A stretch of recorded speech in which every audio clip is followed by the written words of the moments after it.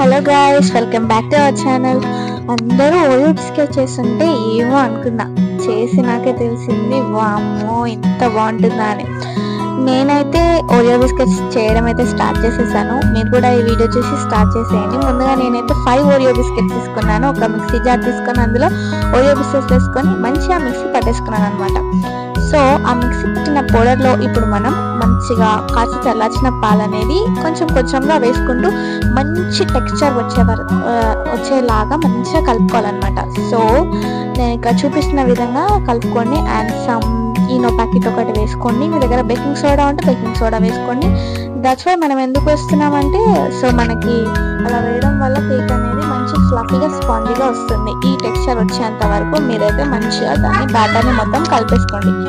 ఇలా కేక్ చేసుకుని బౌల్ ఒకటి తీసేసుకోండి. ఫస్ట్ దానికి మొత్తం ఆయిల్ అంతా రాసేయండి. ఆయిల్ రాసేసిన తర్వాత మీ ఇంట్లో ఏ పిండి ఉంటే ఆ పిండి మొత్తం దానికి స్ప్రెడ్ చేసేయండి. ఆ తర్వాత మనం రెడీ చేసుకున్న కేక్ బ్యాటర్ మొత్తం అందులో వేసేసుకోండి. ముందుగా ప్రీహీట్ చేసి పెట్టుకున్న పెద్ద బగోనే పెట్టుకున్నాను నేను ప్రీహీటింగ్కి. సో అందులో మన కేక్ బ్యాటర్ మిక్చర్ని మొత్తం పెట్టేసుకోండి అనమాట. ఒక 15 మినిట్స్ ఆగేది. అంతలోపు మనం దాని మీదకి క్రీమ్ అనేది రెడీ చేసుకున్నాం. నేను క్రీమ్ కోసం అయితే ఇక్కడ బోర్బన్ బిస్కెట్స్ తీసుకున్నాను.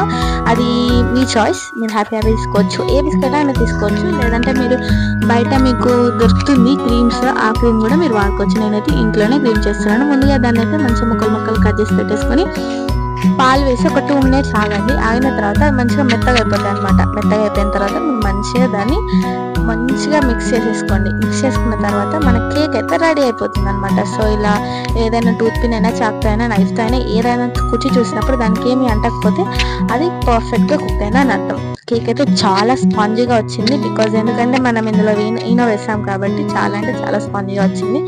మనం తయారు చేసుకున్న క్రీమ్ మొత్తం మంచిగా దానికి అప్లై చేసేసుకోండి. బాగా మీకు కావాలంటే ఒక లేయర్ కట్ చేసుకొని లేయర్ మధ్యలో కూడా వేసుకోండి. మీకు కావాలంటే షుగర్ సిరప్ కూడా యాడ్ చేసేసుకోండి. నేనైతే చాలా సింపుల్గా చూపించమన్నాను కాబట్టి నేను చాలా సింపుల్గా చెప్తున్నాను అనమాట. సో చూడండి ఎంత బాగా వచ్చిందంటే కేక్ చాలా యమ్మీగా ఉండే.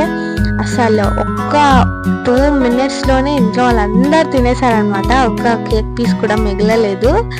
అంత బాగుంది, అంత బాగా వచ్చింది. స్పాంజీగా ఉంది. పైన క్రీమీ టెక్స్చర్ అయితే ఎంత బాగుందో. బోర్బన్ బిస్కెట్స్ అని మీరు కూడా ఇలా క్రీమ్ ట్రై చేయండి. ఆ క్రీమ్ అయితే చాలా బాగుంది. ఇలా 100 రూపీస్తోని మీరు ఇలా మంచిగా చాలా లో కాస్ట్లో మీరైతే కేక్ రెడీ చేసుకోవచ్చు అనమాట. చాలా స్పాంజీగా వచ్చింది. మస్ట్ ట్రై అని చెప్తాను నేనైతే. ఓరియో బిస్కెట్ అయితే చాలా బాగుంది. Please to subscribe my channel.